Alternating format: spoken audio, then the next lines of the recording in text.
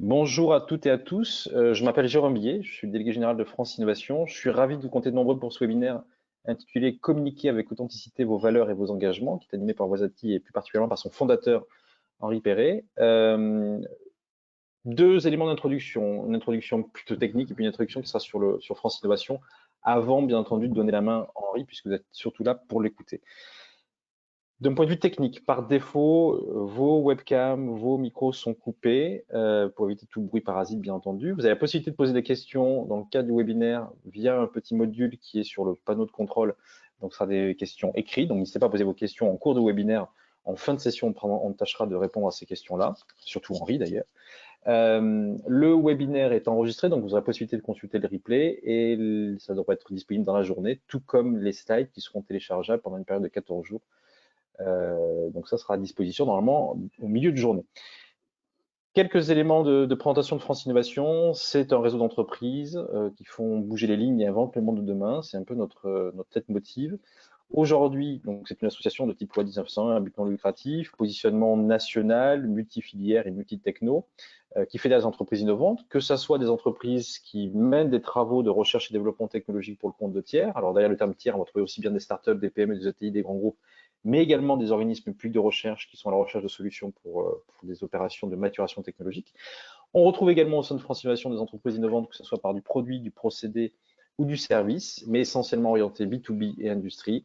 Et enfin, on va retrouver également des entreprises du monde du conseil, de l'accompagnement, que ce soit sur les problématiques de financement, financement public, financement privé, un volet stratégie, un volet propriété intellectuelle, un volet recrutement, export, etc. Donc, tout ce qui vient finalement conditionner le succès d'un projet de recherche, d'un projet d'innovation et plus globalement le développement d'une entreprise innovante. On a des services pour les membres, je ne rentre pas dans le détail, vous avez tous ces éléments-là qui sont présents sur le site internet. On est autour de 4 piliers, cette notion d'agir collectivement, un bloc très important qui s'appelle soutien au business développement, ça se matérialise par des actions, typiquement les webinaires, ça se matérialise également par le magazine 360 degrés R&D, qui est un magazine trimestriel, ça se matérialise également par tout un travail de mise en relation entre des donneurs d'ordre, quelle que soit leur taille, et les compétences de nos membres. Un volet d'anticipation et d'information est bien entendu un élément essentiel qui consiste à valoriser le savoir-faire de nos membres. Habituellement, il y avait une constellation de logos, on s'en sortait absolument plus et on est ravi de ne pas s'en sortir parce qu'on n'arrive pas à tout faire passer dans une slide. Donc, vous avez la possibilité de retrouver dans l'annuaire des compétences qui s'appelle Trouver une expertise nos membres, donc c'est des fiches profil, et vous avez la possibilité, bien entendu, de rentrer en contact avec ces sociétés-là. Pour nous rejoindre, c'est assez simple, il y a une rubrique qui s'appelle Adhérer. Je serai votre point de contact, vous avez l'adresse mail générique de l'association et également mon numéro de portable si jamais vous souhaitez nous rejoindre, on serait ravis. Quelques dates à retenir. Alors, communiquer avec authenticité sur vos valeurs et vos engagements Wasati, on y est, c'est aujourd'hui, et merci à vous d'être présent. À 11 h, on enchaînera avec un webinaire intitulé Financement public, comment améliorer sa performance financière opérationnelle en 2021, animé par ABGI. Alors, l'ensemble des sociétés que je cite sont des membres de France Innovation, hormis ADEME Île-de-France. Le 13 avril, Recherche et Innovation Responsable, levier pour une croissance durable, animé par Socience. Novanexia nous parlera de l'EIC Accelerator dans le cadre d'un nouveau programme communautaire qui s'appelle Horizon Europe. Ça sera le 14 avril. Le 15 avril, des appels à projets de plan de relance animés et présentés par ADEME Île-de-France. À noter que contrairement aux autres webinaires, il y a un lien spécifique pour ce webinaire-là. Sinon, l'ensemble des webinaires sont vous pouvez très bien vous inscrire au travers de la rubrique webinaire. Le 5 mai, modélisation et évaluation technico-économique de projets hydrogène, animé par Nadeo Technologies et Industrie. Et enfin, 29 juin, créer durablement de la valeur et transformer votre savoir en cash grâce à l'API, c'est-à-dire la propriété intellectuelle, animé par Winotech. À noter que là, vous avez un programme qui va jusqu'à fin juin. Il est assez évident qu'il y aura des webinaires qui vont venir se glisser, notamment en mai et en juin. Donc, je vous invite à regarder régulièrement soit la page webinaire, soit à vous inscrire à notre newsletter. Et enfin, 4 événements qui s'appellent France Innovation Meetings. On a commencé en 2019. Ce sont des rendez-vous d'affaires dématérialisés en visio, donc entre entreprises. Une première édition a eu lieu en 2019, 2 en 2020, et là on enchaîne avec 4 éditions en 2021. 4 thématiques sont à l'honneur. Énergie et environnement le 24 juin, 1er juillet mobilité, 16 septembre aéronautique et 9 décembre medtech. Vous retrouvez les liens d'inscription sur la rubrique Salon du site de France Innovation. Et si jamais il y a des membres qui nous écoutent, à noter qu'il y a des tarifs préférentiels lorsqu'on est membre de France Innovation. Et enfin, voilà, ça c'est les rubriques et les liens un peu à ne pas louper. Bien entendu, le site internet, l'adresse générique de contact, et puis le LinkedIn et Twitter. Merci à vous en tout cas de votre participation et merci à Henri de nous présenter ce sujet qu'on n'a jamais eu l'occasion de traiter, donc c'est l'occasion et on est ravis. Henri, je vous donne la main. Merci beaucoup, Jérôme. Hop, je vais me montrer sur la webcam. J'espère que vous me voyez. Donc je Henri, on suis vous voit bien. Par contre, il n'y a plus parfait. le partage de l'écran. Oui, je l'ai On voit bien enlevé. votre webcam, mais pas le partage de l'écran. Voilà, parfait. Je vais le mettre. Donc je suis Henri Perret, je suis fondateur de Wasati avec 3 data scientists, des cofondateurs. Je suis un ancien de Forrester Research, une société de prospective en technologie et puis en marketing. Et j'ai travaillé pendant 20 ans pour cette société. Et les 10 dernières années, j'ai développé une recherche qui a impliqué une trentaine de chercheurs. Donc, je suis un chercheur, un analyste. J'ai été en tout cas pour cette société depuis un peu plus d'1 an. Depuis 2020, on a créé donc avec ces 3 cofondateurs une société qui s'appelle Wasati pour amener les valeurs des consommateurs auprès des entreprises. Et pour faciliter cet accès, puisqu'on le fait en utilisant de l'intelligence artificielle, on a développé des moyens d'accéder à cette intelligence artificielle pour tous et pour l'entreprise. Je vais essayer de vous montrer ça lors de cette présentation.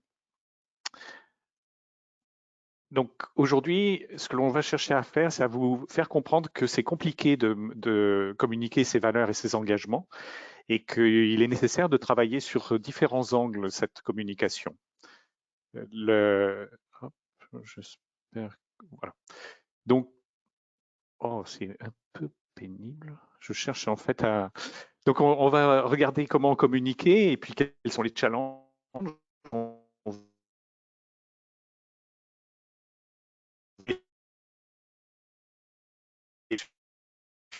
et comment on peut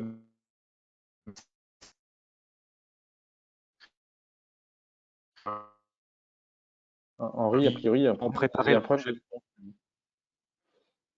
Il y a un eu problème un de problème de son. son, Henri, chez vous. Ouais, donc peut-être reprendre vos propos parce Ah, qu'on ne vous a pas du tout entendu. euh, bon, je ne sais pas ce qui se passe exactement. Donc, je vais recommencer l'agenda. Donc, la première partie, c'est identifier les challenges autour de la communication sur les valeurs et l'engagement. Et notamment, qu'est-ce que c'est que d'être authentique? Et on va apporter après des outils et des solutions qui permettent d'améliorer cette authenticité. Et puis, de parler aussi de ce que sera un des composants de cette authenticité qui sera un petit peu plus complexe.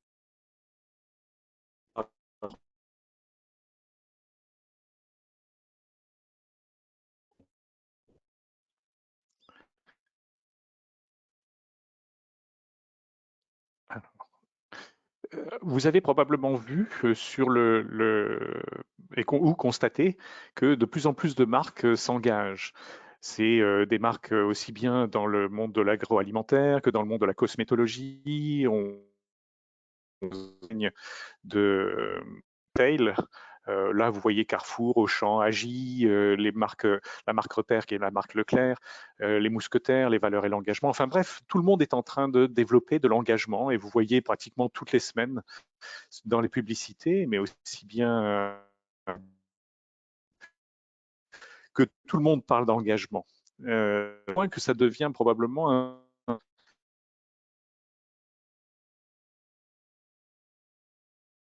même et donc ça prouve bien qu'il y a quelque chose des articles juste issus de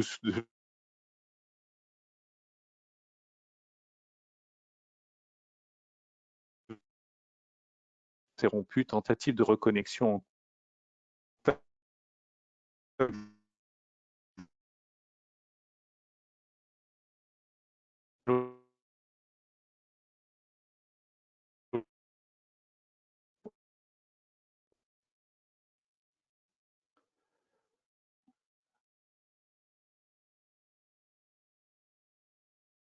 Bon, a priori, on a un problème de connexion avec Henri Perret, j'en suis navré, et je suis bien incapable de prendre le relais en matière de contenu, j'en suis absolument navré.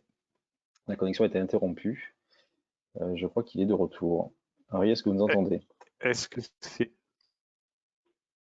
Ouais, la connexion est très hachée en fait. A priori, il y a un problème de qualité de connexion chez vous. Euh, de peut-être connecter.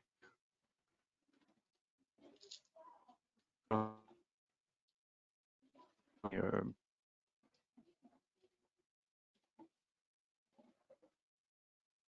Allô, est-ce que c'est mieux là? Oui, Est-ce que on va essayer en tout cas? alors allons-y, essayons. Autrement, il y a une alternative, c'est que je gère vos slides qui peut-être mange de la bande passante. Il y aura ça comme solution au cas où.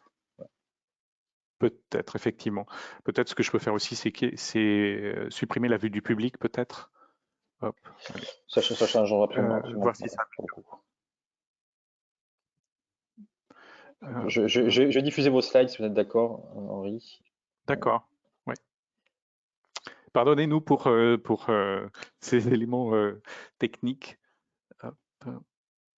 Je vais supprimer à ce moment-là ma présentation.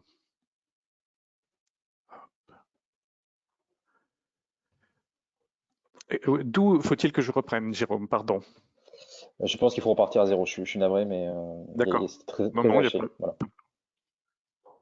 Donc l'agenda que nous allons parcourir ensemble, c'est de comprendre quels sont les challenges sur la communication, sur les valeurs et l'engagement. Qu'est-ce que cette notion d'authenticité et qu'est-ce que ça contient, cette notion d'authenticité? Et puis, on va rentrer après dans des solutions ou comment améliorer cette authenticité et même à l'intérieur de cette authenticité, d'adresser la problématique qui est probablement une des plus difficiles, qui est d'offrir de la transparence aux consommateurs pour qu'ils puissent faire de meilleurs choix. Et puis, on aura une session de questions-réponses à la fin, comme l'a proposé Jérôme. Vous avez probablement vu depuis maintenant 2 ans à peu près, toutes les marques ou beaucoup de marques sont en train de s'engager. Des marques aussi bien du côté agroalimentaire que du côté cosmétologie, que aussi au niveau du retail. Là, vous avez les propositions d'engagement de Carrefour, d'Auchan Agi, de la marque Repère, qui est la marque auprès de Leclerc, des Mousquetaires, de Super U. Enfin bref, tous sentent bien qu'il faut s'engager et s'engager non plus uniquement à juste résoudre les problèmes que l'on génère, les externalités, comme on dit dans les milieux économiques, mais aussi de commencer à rentrer à devenir une entreprise réparatrice, c'est-à-dire une entreprise qui va plus loin que son propre impact, que ce soit sur le carbone, que ce soit sur l'environnement, la pollution, etc. Au point que j'ai participé à la rédaction d'un article sur ces notions d'entreprise réparatrice pour Challenge. Slide suivant. Merci Jérôme. On retrouve ça aussi dans les milieux économiques et la presse s'en fait l'écho. Vous avez là un certain nombre de résumés d'articles juste collectés depuis 2019 avec en tête de pont, puisque la société Edelman est une société qui travaille sur ces notions de valeur et d'engagement depuis de nombreuses années avec de la recherche qui s'appelle Trust Barometer. Et vous voyez que les échos, stratégie, le Harvard Business Review, parlent d'engagement. Et est-ce que ça devient effectivement quelque chose qui devient absolument clé? Et puis, des choses nouvelles en 2021, c'est qu'on commence à se poser des questions. Est-ce que c'est une tendance de fond ou est-ce que c'est uniquement un opportunisme commercial? Et croyez-moi, les consommateurs, ils commencent non seulement à s'intéresser à cet engagement, mais surtout à comprendre que c'est peut-être, comme ça devient un buzzword, seulement de l'engagement washing ou bien du greenwashing ou bien du purpose washing. C'est-à-dire, en fait, c'est peut-être juste un coup de peinture sur des faits et des choses que l'on fait déjà depuis de nombreuses années. Prochain slide, s'il te plaît, Jérôme. Bref, le mot engagement devient un buzzword marketing et le consommateur, il réclame de plus en plus de preuves. Et vous allez voir qu'effectivement, ces preuves, il va les chercher. Des entreprises qui étaient très en amont, comme Fleury Michon, dès 2014, ont cherché à montrer que le surimi n'était pas si mauvais que ça et un certain nombre de choses comme ça. Mais même des entreprises qui n'ont pas tellement l'habitude et d'apporter de la transparence, comme Coca-Cola, maintenant commencent à rentrer en dialogue avec le consommateur. Et ça, c'est vraiment un signe extrêmement, extrêmement fort. Et j'ai trouvé une preuve, si vous voulez, avec cet extrait d'une étude de 10 choses pour montrer son engagement. Et parmi ces 10 choses, eh bien, quand on interroge les marketeurs sur ce sujet-là, ils disent que oui, c'est indispensable à 86% de pouvoir apporter des preuves concrètes de l'engagement. Et ça, c'est vraiment une demande extrêmement forte des consommateurs, mais aussi des marketeurs de prouver cette notion d'engagement. Ça fait partie de cette notion d'authenticité. Next slide, Jérôme, s'il te plaît. Donc, si je résume un petit peu cette partie-là,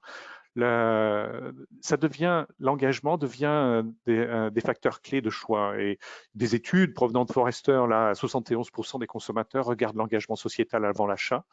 Et c'est vrai que aussi 50% des entreprises, d'après une étude de l'INSEE, sont engagées dans des démarches RSE ou des démarches qui adressent les problèmes sociaux, sociétaux et environnementaux. Néanmoins, il y a des facteurs qui font que ce n'est pas visible pour le consommateur ou que ce n'est pas perceptible par le consommateur. Et puis, il y a un autre effet qui est que les valeurs traditionnelles qui ont un cycle de 30 ans, ça vient d'une étude du professeur Ronald Engelhardt, eh bien, sont challengées de plus en plus par les valeurs sociétales qui, elles, ont un cycle de 7 ans. Ça veut dire que même quand on s'engage, eh bien, à la fois, il faut s'engager dans la durée et à la fois, il faut reconnaître que ces valeurs et que les valeurs évoluent et qu'elles évoluent probablement beaucoup plus rapidement que ce qui se passait il y a encore ne serait-ce qu'une dizaine d'années. Au point que Ronald Engelhardt illustre ça en disant s'il y a une vingtaine d'années, un grand-père ne comprenait pas son petit-fils, donc en gros, il fallait ce fameux cycle de 30 ans, parce que c'était basé principalement sur ses valeurs traditionnelles. Aujourd'hui, deux frères ou un frère, une sœur, issus d'une même fratrie, mais séparés de 10 ans, ne se reconnaissent pas et ne se reconnaissent pas les mêmes valeurs. Et ça, c'est vraiment un signe extrêmement, extrêmement profond de cette évolution des changements. Je démontrais avec la prochaine slide, Jérôme, avec une vidéo, mais cette vidéo, elle est malheureusement pas disponible parce qu'on passe par Non, l'intermédiaire des slides. Oui, Henri, on va y arriver. On va y arriver, on j'ai va y arriver. confiance. On va tester cette vidéo. Allons sur la vidéo. Donc, ce que l'on a voulu montrer avec cette vidéo, c'est qu'on voit une évolution des valeurs. Donc, ouais,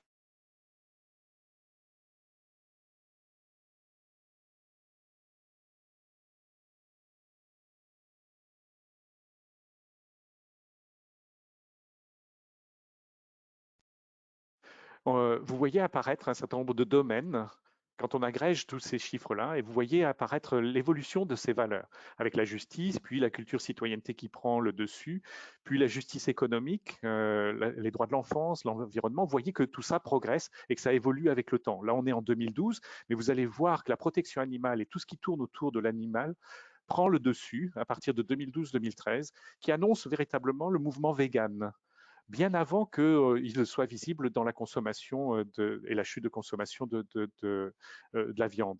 Et vous voyez apparaître des sujets qui sont un mix maintenant de valeurs traditionnelles, merci de l'avoir arrêté, Jérôme, un mix de valeurs traditionnelles, qui sont la justice, par exemple, la culture citoyenneté, et des valeurs sociétales, comme la protection animale, l'environnement, la justice économique, la santé. Et on pourrait croire que la santé va prendre le dessus avec la crise Covid. Jérôme, si on peut aller un tout petit peu plus loin.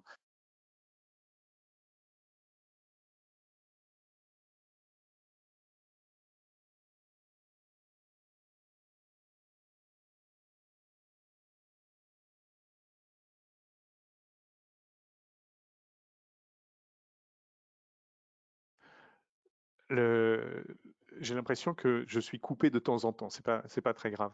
J'espère que, en tout cas, vous avez eu le commentaire. Donc, ce graphique et cette vidéo montrent l'évolution justement des priorités des consommateurs et notamment, elle va permettre de spécifier ce qu'est un consommateur dont on a commencé à entendre parler il y a plus d'une vingtaine d'années, mais qu'on n'arrivait pas à spécifier jusqu'à maintenant tant qu'on n'avait pas déterminé quels étaient ces différents domaines sociétaux en évolution. Donc ces domaines sociétaux, ils sont déterminés par des algorithmes d'intelligence artificielle qui vont classer ces pétitions par sujet et puis qui, à partir de là, on arrive à agréger le nombre de signatures pour donner des ordres de priorité sur qu'est-ce qui est important pour quel consommateur. Le consommateur de l'environnement n'est pas le consommateur du droit des femmes ou n'est pas le consommateur de la santé, par exemple. Donc, à partir de là, on va pouvoir expliquer comment communiquer justement à ce consommateur sur les notions de valeur et d'engagement, et notamment spécifier ce qu'est l'authenticité. Dans cette recherche de preuves que je vous ai montrée, qui était extrêmement importante, ce que trouve aujourd'hui le consommateur, c'est différents éléments de preuve. Ça peut être les appellations d'origine protégée, ça peut être les labels. Malheureusement, ils sont vus par les consommateurs. Dixit, une étude de 60 millions de consommateurs dans une très bonne revue. Sur les 175 labels qu'ils ont testés, ils sont souvent incompréhensibles, parfois même biaisés ou achetés, ou les gens découvrent par exemple que le label bio, eh bien, il ne leur garantit pas que c'est pas sous plastique et que c'est pas élevé hors sol. Ensuite, le deuxième, c'est les rapports RSE. Mais qui, en tant que consommateur, va aller lire un rapport de 500 pages qui démontre que l'entreprise, eh bien, elle est bien en accord avec ses engagements RSE ou Bicorp, quel que soit le type de certification. L'autre solution pour certaines entreprises, c'est de s'associer avec une ONG. Mais le problème, c'est que les ONG sont surtout vues comme des activistes par la masse. Et donc, les activistes, ils sont, jamais satisfaits, et puis ils sont vus comme extrémistes, c'est-à-dire pas forcément ce qui ferait le plus de consensus pour une adoption par la masse. Et puis enfin, ces trois éléments-là, eh bien, ces engagements, ces informations sont invérifiables au moment de l'achat. C'est-à-dire que vous imaginez, hein, vous êtes avec un caddie, vous êtes en train de gérer votre enfant qui est en train d'hurler, etc., etc. Est-ce que vous allez vraiment utiliser, aller consulter le rapport RSE, ou est-ce que vous allez effectivement regarder quel est le label et qu'est-ce que signifie ce label à proprement parler? Ben non, probablement vous ne le ferez pas. Bien sûr, il y a des applications type Yuka qui vous facilitent ça, mais même Yuka, ne consulte pas les rapports RSE, va pas regarder l'appellation d'origine protégée, ce qu'il y a à l'intérieur. Pourquoi? Parce qu'il sert en partie des labels dans le nouveau score qui sont en train de sortir, qui s'appelle EcoScore, mais pas par exemple pour l'ancien score qui était le Nutri-Score. Donc pour les gens qui veulent chercher à la fois que ça soit bon nutritionnellement, mais en plus que ce soit bon pour la planète, eh bien ils vont avoir du mal à avoir ce genre d'informations au moment de l'achat, facilement découvrable et puis sans aller consulter son téléphone. Et c'est un petit peu tout l'enjeu, c'est que le consommateur, il va avoir de plus en plus d'informations à disposition via ces applications Yuka, et à la fois, il n'aura jamais toute l'information qui lui est nécessaire, notamment quand il est dans cette notion de consommateur, donc de chercher et d'être activiste, entre guillemets, ou même activiste, ce qu'on appelle nous des engageants, c'est-à-dire des activistes soft. Next slide. Qu'est-ce que sont ces engageants, ces activistes soft? En réalité, quand on voit l'adoption d'un domaine sociétal, on a une espèce de courbe en cloche ou bien en courbe de Gauss, peu importe, mais en gros une espèce de courbe en S. Et on peut classer les gens et la population en différentes populations.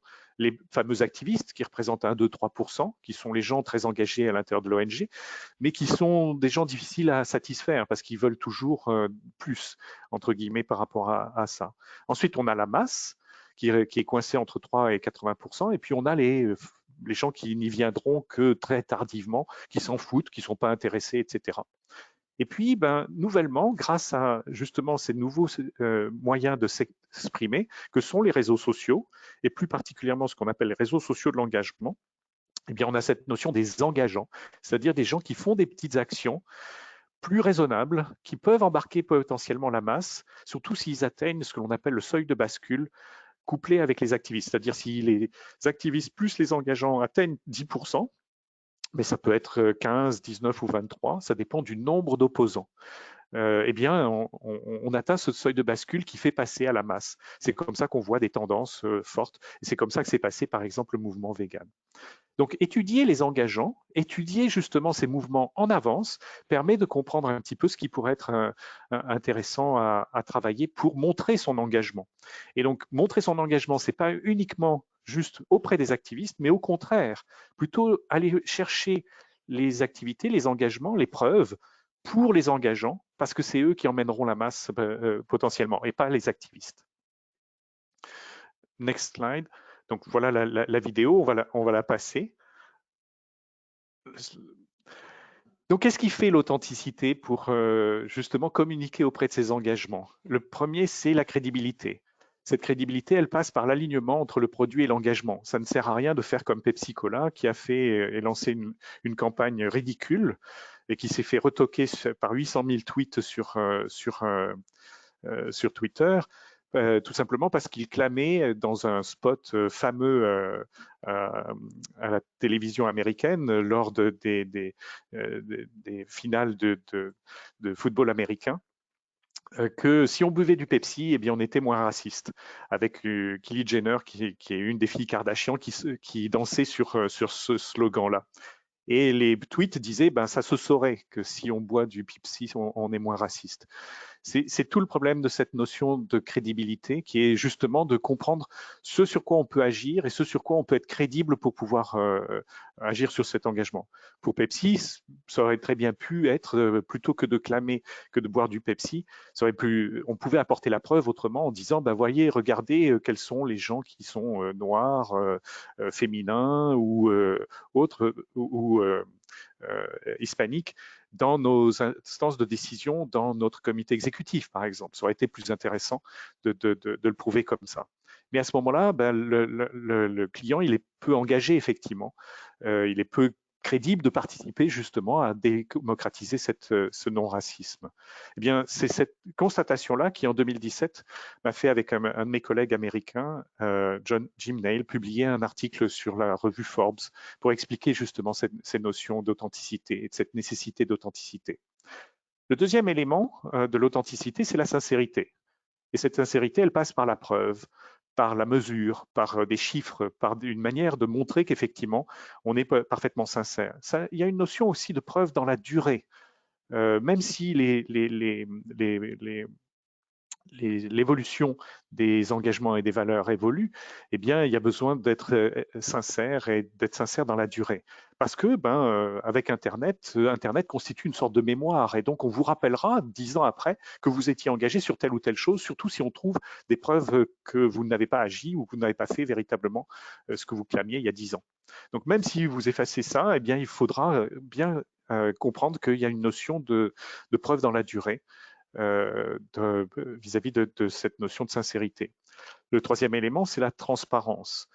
Et il faut mettre à disposition des données internes ou commencer à réfléchir sur comment apporter cette preuve pour que le consommateur lui-même puisse juger. Et pas juste du RSE ou des firmes d'audit qui disent et que l'on sait bien que les entreprises payent pour publier ces articles-là. Donc, ça reste du déclaratif. Ça ne suffira pas. Il faudra aller beaucoup plus loin sur cette notion de transparence et chercher véritablement à apporter des données internes, claires, vérifiables, non modifiables, non fraudables, pour que le consommateur remonte en termes de confiance, justement parce qu'on aura démontré cette transparence. Et enfin, il faudra être humble. Humble par l'explication, parce que vous ne pourrez pas satisfaire tous les consommateurs sur tous les domaines sociétaux. Chez Wasati, avec l'étude des pétitions, on détecte 18 domaines. Évidemment que vous ne pouvez pas être bon sur tous les 18 domaines. Et puis, ça ne servirait à rien. Vous ne seriez jamais cru. Donc, il faut être capable d'expliquer quelles sont vos priorités, ceux sur lesquels vous êtes vraiment engagé à aller plus loin que juste réparer ou juste être neutre. Parce que le carbone neutre tel qu'on le clame aujourd'hui, le consommateur, dans son esprit, vous étiez déjà neutre. Ce qu'il veut, c'est quand vous montrez votre engagement, c'est que vous êtes allé plus loin que la neutralité. Et donc, il faudra reconnaître aussi que vous êtes sur le chemin et que probablement vous n'êtes pas parfait. Et donc, un certain nombre de domaines sociétaux ne sont pas adressés à la mesure de ce que vous pourriez faire. Pourquoi? Parce que vous avez choisi de vous engager sur d'autres domaines sociétaux. Donc, on ne pourra pas satisfaire absolument toutes les demandes des consommateurs, des différents engageants sur chacun des domaines, ces 18 domaines. Mais ce que l'on essaye de dire l'entreprise qui voit un énorme danger quand elle dit bah oui, mais clamer mon authenticité et être capable d'être crédible, sincère, transparent et humble, oulala, Ce qu'on essaye d'apporter avec Wasati, c'est d'apporter une authenticité maîtrisée, c'est-à-dire de savoir un petit peu en termes de crédibilité si ce que vous clamez est effectivement compréhensible et compréhensible par le consommateur ou ce consommateur. Une sincérité, mais une communication qui permet d'être orienté ou d'être, je dirais, un peu plus dans la lignée de satisfaire les engageants. C'est-à-dire quels sont les mots qui montrent cette sincérité, quels sont les mots qui parlent aux engageants. Une transparence, mais une transparence qui n'est pas tous azimuts, mais une transparence qui est choisie, c'est-à-dire que l'on choisit et on prépare les données à mettre à disposition des scoreurs, donc des Yuka, etc., etc. Et on prépare à l'avance de qu'est-ce qui peut nous mettre dans la difficulté. Donc on va chercher à déterminer le risque sur notre réputation, le risque sur l'impact sur le chiffre d'affaires, par exemple, pour que cette transparence soit guidée de telle manière que l'on le gère comme on gère en fait une production, comme on gère un risque sociétal. Et donc, on apporte des outils par rapport à cette notion de transparence. Enfin, cette notion d'humilité, dont j'ai déjà parlé, mais qui est de reconnaître que vous ne satisferez jamais tous les activistes, mais de démontrer pourquoi vous avez fait ces choix-là, et donc de faire comprendre pourquoi il faut rester humble, rester que oui, il y a peut-être des axes à améliorer. Le consommateur, il est prêt s'il est entendu, c'est-à-dire qu'il est prêt à accepter que vous soyez sur un chemin. Par contre, il n'est pas prêt à ce que vous clamiez des choses, et puis quand un consommateur vous signale, eh bien que vous ne répondiez pas, ou que vous fassiez la sourde oreille, ou que vous disiez c'est pas moi, c'est l'autre. Non, le consommateur, il est prêt à accepter des explications, mais il faut effectivement l'écouter. Donc, en résumé, le consommateur va trouver de plus en plus d'outils pour l'aider à trouver des preuves. Et quand il les trouvera pas, quand les entreprises ne fourniront pas les informations, eh bien, il suffira d'aller chercher dans l'open data de plus en plus d'informations agrégées qui permettront effectivement de faire et de savoir ce qu'il en est. C'est ce qui se passe aujourd'hui, par exemple, où les journalistes sur LuxLeaks, par exemple, utilisent de plus en plus d'intelligence artificielle pour aller scraper et récupérer de la donnée qui est en open data auprès des gouvernements pour savoir que Luxembourg, effectivement, fait payer des taxes aux entreprises qui sont anormales au niveau de l'Europe. Et ce n'était pas disponible directement, il a fallu agréger de l'information, collecter de l'information, et vous trouvez de plus en plus de sites de ce type-là qui vont agréger de l'information, qui même si vous, entreprise, ne voulez pas donner de l'information, eh bien les consommateurs la trouveront, l'information. Et donc, ce que l'on offre avec OSAT, c'est d'aider les entreprises face à cette pression de besoin d'information, eh bien, à accompagner ce besoin d'information auprès du consommateur. Donc, comment améliorer votre authenticité avec nos outils? Je voulais faire une démo là, mais c'est pas très grave. On va passer sur cette slide rapidement. Mais en gros, on va utiliser l'intelligence artificielle pour aider et apporter cette intelligence artificielle directement dans les mains des décideurs avec un premier outil qui est l'outil de Aligning. Donc, aligning.wasati.com. C'est une solution. Next slide, Jérôme. Merci. Donc, c'est en bêta test, c'est gratuit aujourd'hui. Vous pouvez directement aller sur ce site-là, lining.wasati.com. Vous saisissez comme dans une barre de diagnostic SEO, une page, une URL, une page de vos engagements, qui décrivent vos engagements. Et à partir de là, eh bien, le site web va vous signifier, sur le prochain slide, Jérôme, il va vous aider justement à déterminer comment cette page parle à ces différents engageants. Donc là, vous avez un exemple, on a pris un exemple où la page d'engagement parle d'environnement à 35%, de culture, citoyenneté à 22%, de santé à 19%. Voilà. C'est fait sur les biscuits Saint-Michel. Et puis ça donne un début d'analyse pour dire, voilà comment vous parlez aux engageants. C'est vraiment un outil très simple aujourd'hui d'utilisation pour faire comprendre comment mieux communiquer ces pages d'engagement à ces différents engageants. Donc, il faut choisir vos engagements, il faut choisir les gens à qui vous souhaitez mieux parler. Ça ne sert à rien de vouloir parler à tout le monde et satisfaire tout le monde. Ce qui est intéressant, c'est de bien montrer l'engagement réel sur 2, 3, 4 engagements maximum. Et pas beaucoup plus. Si vous clamez comme certains que j'ai vus avec 15 engagements, la marque repère typiquement, eh bien vous essayez de satisfaire tout le monde, mais en réalité vous satisfaisez personne. Et en tout cas pas les engageants, pas les gens qui effectivement font le changement et vont aller parler de votre marque en disant, bah voyez, cette marque-là, elle va plus loin, elle me satisfait moi et autour de moi, je vais chercher à faire savoir effectivement que ben voilà, telle marque est bonne pour l'environnement.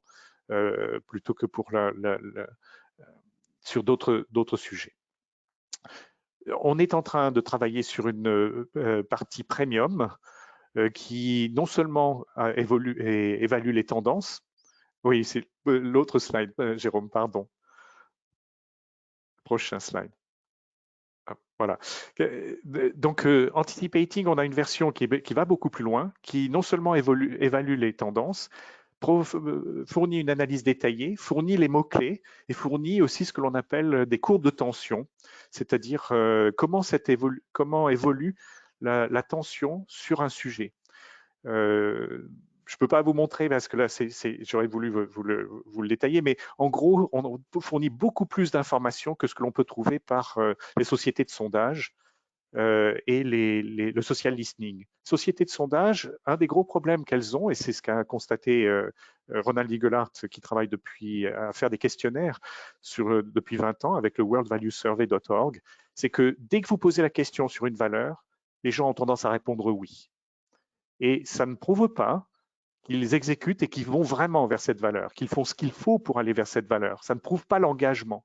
Et c'est tout l'enjeu de trouver d'autres sources d'informations pour prouver cet engagement. Un autre qui est utilisé, qui fournit un petit peu les mêmes évolutions de tendance, c'est le social listening. Le problème du social listening, on l'a très bien vu avec Trump, c'est qu'en fait, les algorithmes de Facebook, Twitter et compagnie mettent en exergue ce qui choque. C'est-à-dire qu'ils font la part belle aux activistes, mais pas aux engageants. Et ça, c'est vraiment un travers véritablement des outils que l'on a aujourd'hui sur l'évolution des tendances, sur les valeurs. Donc, sur l'évolution des tendances, on trouve à peu près la même chose. Par contre, ce que ne fournissent pas ces différents outils, soit de sondage, soit de social listening, c'est l'analyse détaillée, c'est les mots-clés, c'est les courbes de tension, c'est-à-dire des choses qui permettent de mieux comprendre un domaine sociétal et comment les engageants vont aller vers l'engagement. Qu'est-ce qui fait consensus, qu'est-ce qui fait le plus de votes, qu'est-ce qui fait que ces engageants vont trouver les solutions moins extrêmes qui satisferont beaucoup mieux potentiellement la masse. Next slide.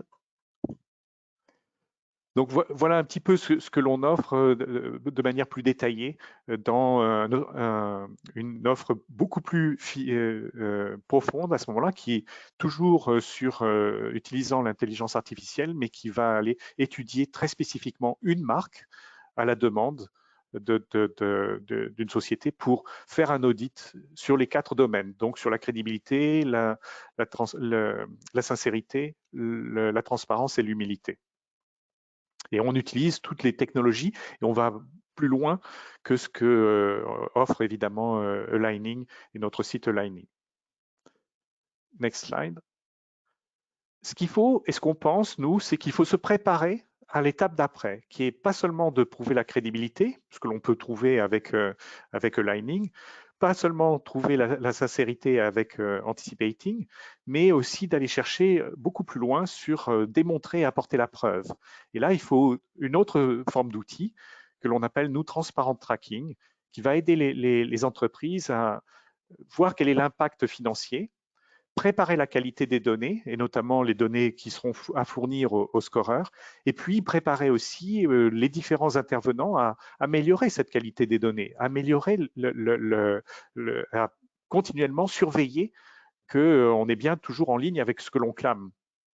Et ça, c'est possible pour l'entreprise. Ce que ça offre comme gain, c'est de prouver la réalité opérationnelle et en temps réel des engagements, permet l'amélioration continue de l'alignement, évite les erreurs sur la donnée et les défauts de data qualité, c'est-à-dire des défauts de données qui manquent ou qui seraient manquantes.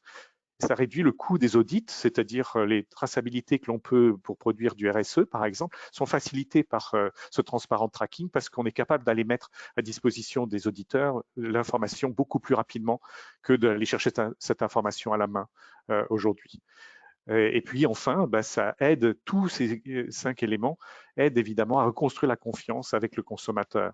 Et ça, c'est vraiment quelque chose qui deviendra de plus en plus important. Plus on ira vers une consommation qui déplace un petit peu le produit vers le service, et on va plus véritablement juste acheter une voiture, on va plutôt utiliser un service de mobilité dans lequel peut-être on partagera une voiture. Eh bien, plus on ira vers le service, plus il faudra reconstruire cette confiance autour justement de tous ces preuves autour de ces sujets.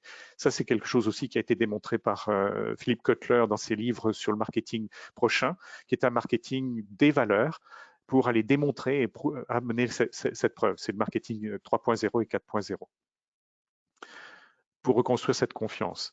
Donc, ce que l'on utilise, je vous ai parlé de l'IA, je ne vais pas revenir dessus, mais en gros, dans l'IA, on utilise du machine learning, du natural language processing, de l'analyse de sentiments, qui n'est pas l'analyse des émotions. Là, il y a un gros misfit des chercheurs américains qui confondent émotion et sentiment. L'émotion est quelque chose qui est fugace, mais cette émotion se transforme en un sentiment quand elle fait face à un système de valeurs. Quand ça attaque notre système de valeurs, quand c'est en opposition avec notre système de valeurs, eh bien, ça se transforme en sentiment qui lui-même peut se transformer en engagement. Or, c'est l'engagement qui prouve la valeur.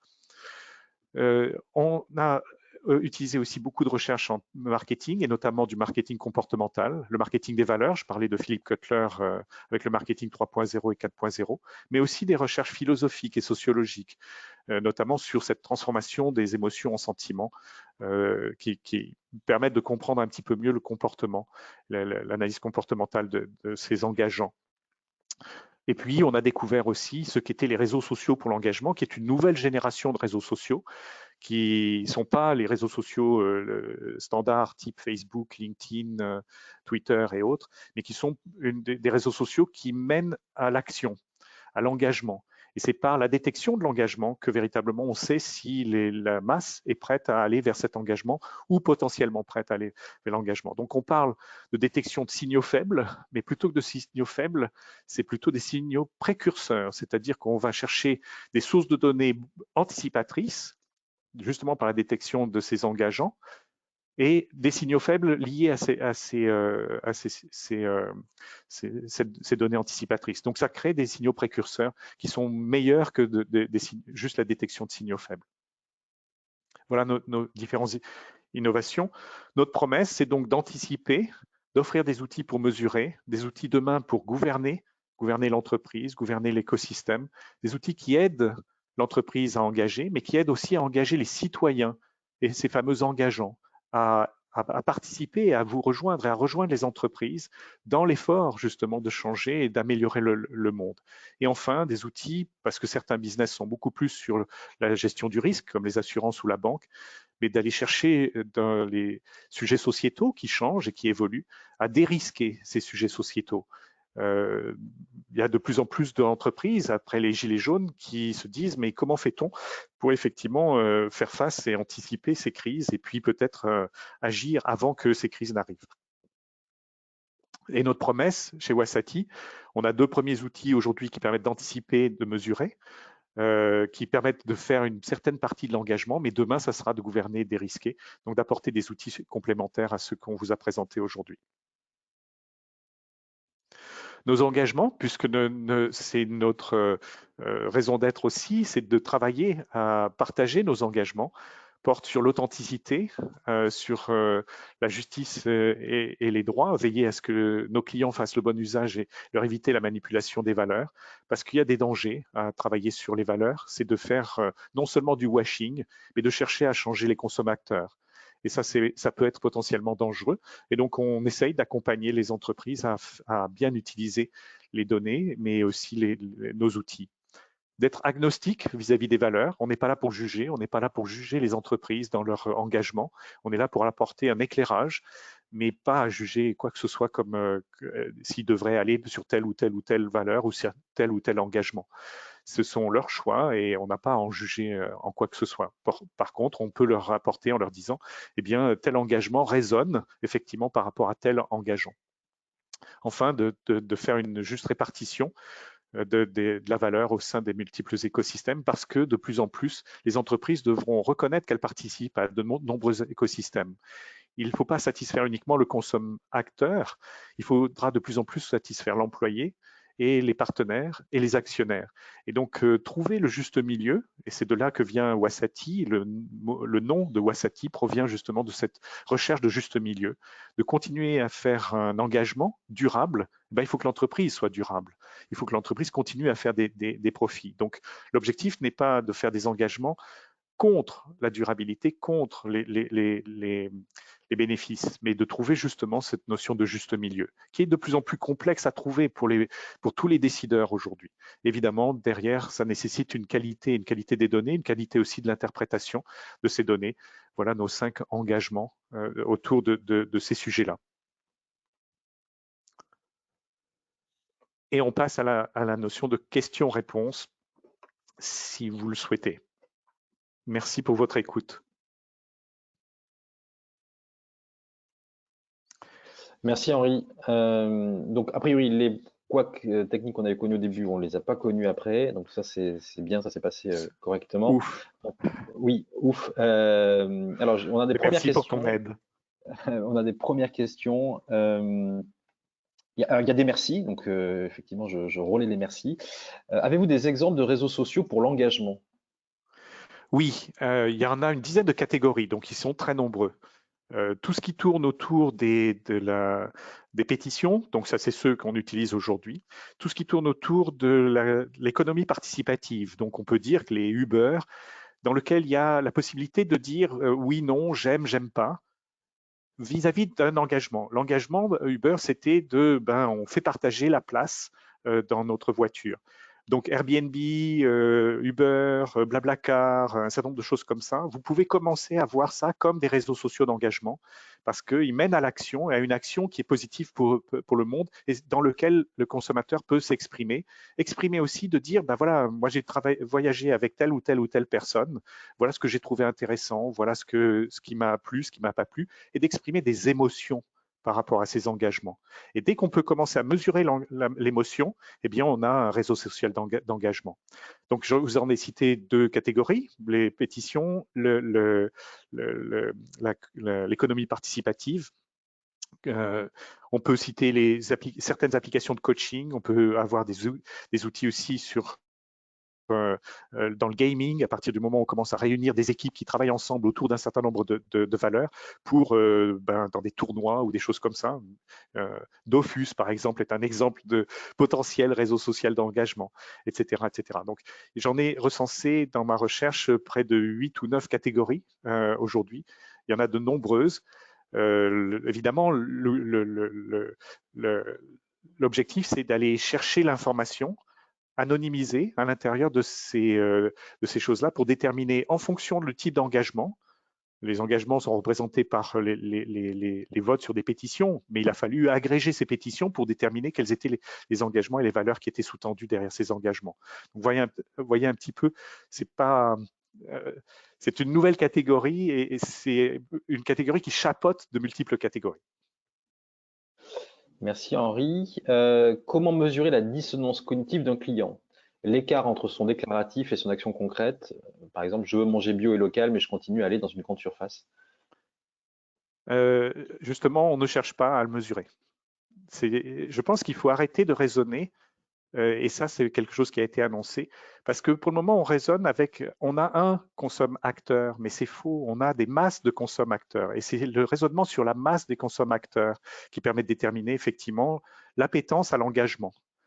Mais on ne le fait pas sur une personne, si vous voulez, parce qu'une personne peut être effectivement tout à fait dissonante cognitive.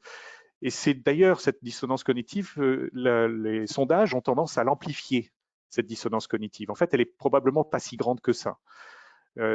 Mais par contre, vous avez raison, on va chercher à mesurer non pas la dissonance, mais ce que l'on appelle, nous, l'appétence à l'engagement.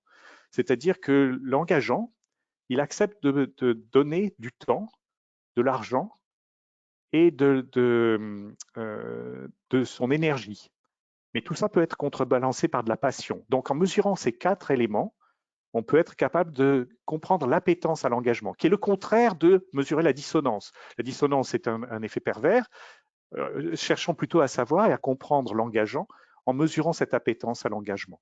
C'est-à-dire qu'est-ce qu'il est prêt à dépenser en termes de temps, d'argent et d'énergie. Et quand il va chercher plutôt dans une grande surface plutôt que dans un truc bio, eh bien c'est tout simplement parce qu'il n'a pas voulu dépenser, il n'a pas trouvé le juste compromis entre ces 3 dimensions que sont le temps, l'argent et l'énergie. Merci. Pouvez-vous nous parler des stratégies d'engagement sincères possibles des TPE? Vos outils ne sont-ils pas plutôt destinés aux moyennes et grandes entreprises? Non, on a fait des bêta-tests avec des mid-size, des startups, et en fait, c'est aussi intéressant pour les mid-size et les startups, principalement aussi pour positionner leurs produits différemment de ce qu'ils trouvent sur le marché.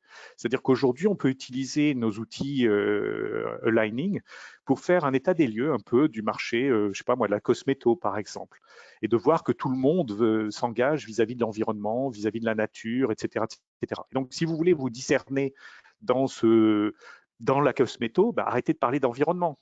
Vous avez le droit de faire des choses, mais ce n'est pas là que vous allez vous discerner. Et donc, il va falloir plutôt parler, par exemple, de justice économique en rachetant du carité de manière spécifique pour certaines entreprises. Voilà, on peut tout à fait utiliser, tout au contraire, pour analyser un marché. Donc, on fait des analyses de ce type-là. Vous allez voir apparaître dans les mois et les semaines qui viennent des analyses sur le marché de l'eau, par exemple, et comment se positionnent les différents acteurs sur l'eau. Demain, sur le lait, après-demain, sur la viande. Pour comprendre un petit peu comment ces gens qui s'engagent aujourd'hui, ces entreprises qui s'engagent, grosses, petites ou moyennes, même des startups, eh bien, elles vont avoir à choisir de se positionner. Et elles peuvent se positionner comme tout le monde, mais certaines vont au contraire chercher à se positionner complètement différemment. Donc les TPE ont tout intérêt aussi à comprendre comment elles peuvent retranscrire leurs valeurs en se positionnant pour adresser des marchés de niche. Parce que cette approche par les valeurs et l'engagement crée de multiples marchés de niche, où en fait ça va multiplier l'offre et la masse va se décomposer de plus en plus vers des marchés d'engageants. Des micro-segments, des gens qui veulent à la fois le sans plastique, plus le bio, plus le truc. Un autre va vouloir du vrac, plus, etc. Et c'est ça la complexité qui est en train d'arriver, c'est que ce marché de masse est en train de se micro-segmenter. Et donc, on a tout intérêt, y compris pour les PME, à chercher justement à faire des positionnements sur ces marchés de niche. Merci. Quel rapport entre raison d'être, société à mission, valeurs et engagement? Alors, on parle beaucoup actuellement, depuis que le gouvernement a publié la loi Pacte, de sociétés à mission. Donc des sociétés qui disent moi je veux aller plus loin dans la réparation et mon rôle social et sociétal sur le marché. On a vu avec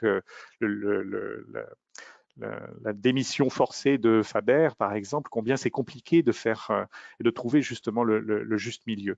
En réalité, une mission, une raison d'être sont des éléments qui vont se transcrire après sous forme de valeurs, et ces valeurs ne seront visibles qu'à partir du moment où justement vous aurez des engagements qui sont des actions qui reflètent ça. Donc il y a un lien entre ces différents éléments. Et c'est par le travail sur le lien, et là vous avez des consultants de plus en plus qui utilisent d'ailleurs nos technologies, qui vont aider à faire ce lien, à chercher justement transcrire cette raison d'être ou cette mission ou même carrément l'intention, c'est-à-dire encore plus haut que la raison et la mission, dans des choses qui seront pragmatiques, qui seront activables, qui sont compréhensibles, qui sont mesurables. Et donc, il y a un lien, évidemment, entre ces différents éléments et les engagements sont là pour démontrer les valeurs, pour démontrer la mission, pour démontrer la raison d'être et que l'on est bien en accord avec cette notion de raison d'être. Merci. Alors, je réponds à d'autres questions. Oui, le replay du webinaire sera accessible normalement dans la journée, ainsi que les planches. Dans votre communication d'entreprise, commencez-vous par vos engagements et vos valeurs type Patagonia ou bien sur votre produit? Est-ce prioritaire aujourd'hui dans l'acte d'achat? Je pense qu'il faudra les deux. En fait, le produit, quand c'est un produit fermé et définitif, quand on parle du marketing 2.0, on accentue principalement sur les différences. Si vous voulez, le marketing 1.0, c'est on met un nouveau produit sur le marché, on le fait connaître à tout le monde. Là, je reprends les écrits de Philippe Kotler. Le marketing 2.0, c'est j'ai un produit, il lave plus blanc que blanc, hein, selon Coluche. Oui, on cherche à montrer la différence. On a vécu là-dessus depuis les 30 piteuses, en gros, hein, si vous voulez. Les 30 glorieuses, c'était le marketing 1.0. Le 30 piteuses, c'était le marketing 2.0 sur la différence. Le marketing 3.0, c'est quand on se déplace et que les produits sont tellement faciles à copier, on a vu avec la Chine, eh bien, c'est de plus en plus difficile de défendre le produit juste tout seul. Il faut donc lier le produit à, eh bien, la qualité du produit provient aussi d'un certain nombre de facteurs qui sont le bien-être du paysan qui produit ou bien de gagner sa vie. C'est exactement ce qui s'est passé avec Sekil, le patron. Donc, vous retranscrivez des caractéristiques du produit dans des choses qui offrent et qui vont beaucoup plus loin sur les valeurs qui sont sous-tendues derrière ça. Et je pense que c'est vers ça que l'on va. C'est-à-dire, plus on ira vers une décorrélation du produit, mais plus du service, et plus il faudra accentuer pour aller avec un mix qui sera à la fois le produit, les caractéristiques du produit, mais qui sous-tendent en fait des choses qui sont et qui proviennent des valeurs et de l'engagement. Le lien va devenir de plus en plus ténu. Merci. On va prendre une dernière question. Bien entendu, je pense qu'Henri, les coordonnées seront accessibles via le support. Et Et je pense n'hésitez qu'Henri pas sera à votre disposition à poser des questions, si par mail ou par téléphone, bien absolument, entendu. avec plaisir. Donc la dernière question, où commencer sa communication des valeurs et des engagements? Je pense qu'il faut avoir cette réflexion vis-à-vis de la raison d'être et de la mission, ou en tout cas, qu'est-ce qui vous sous-tend? Et de commencer par l'intrinsèque, c'est-à-dire de regarder aussi ce que veulent les employés. Ça passe par des enquêtes, ça passe par des choses comme ça, plutôt en bottom-up, plutôt qu'en top-down, mais les deux sont nécessaires. Des entreprises fonctionneront mieux à faire cette recherche de quelles sont les valeurs, quels sont les engagements, à partir de cette recherche top-down. D'autres seront plutôt à chercher c'est quoi qui fait du sens pour nous, surtout pour des entreprises qui vont chercher à embaucher des jeunes, qui sont de plus en plus à la recherche de ce sens. Et eux, on va partir plutôt du point de vue de l'engagement, mais il faut en faire quelque chose qui soit cohérent, et il faut à ce moment-là utiliser une approche plutôt bottom-up. En fait, dans les partenaires avec qui nous travaillons, comme 3Com par exemple, ou bien Fanny Walter, ils ont des approches complètement différentes et c'est normal. Il y a des entreprises qui seront bien mieux en top-down et qui accepteront bien mieux cette approche-là, et puis d'autres entreprises qui sont beaucoup plus en autogouvernance accepteront bien mieux de vouloir faire participer les employés, les jeunes. Par exemple, CIC, par exemple, récemment, m'a dit qu'ils avaient fait tout un travail énorme de faire remonter justement en bottom-up, donc pour une banque, c'est pas simple de faire remonter justement ces éléments-là. Et donc de partir plutôt de choses concrètes, d'agréger petit à petit pour que ça en fasse quelque chose qui soit de type raison d'être et mission. Donc vous voyez qu'il n'y a pas une seule manière d'approcher les choses de ce domaine-là. Ça dépend beaucoup de la culture, ça dépend beaucoup de qui on veut impliquer, comment on veut l'impliquer, qui on veut en termes d'adoption la plus large. Merci Henri. Donc c'était la dernière question. Avant de laisser la main à Henri pour le mot de la fin, merci à vous de votre participation. N'hésitez pas à participer peut-être au webinaire qui vous attend à 11 h ou aux webinaires qui sont déjà programmés. Et bien entendu, si vous souhaitez rejoindre France Innovation, à votre disposition, je serai votre point de contact. Merci à tous. Et Henri, le mot de la fin, c'est pour toi. Merci Jérôme, merci à toi d'avoir organisé ça. C'était un plaisir de travailler avec toi. Merci à vous tous d'avoir pris le temps de nous écouter. On est à votre écoute si vous avez besoin de compléments, ou bien n'hésitez pas à essayer lining.wasati.com. C'est vraiment là pour être testé dans long, en large et en travers, et de répondre à vos questionnements, parce que ça générera probablement un certain nombre de questionnements. Merci à vous tous. Merci, bonne journée à tous. Au revoir.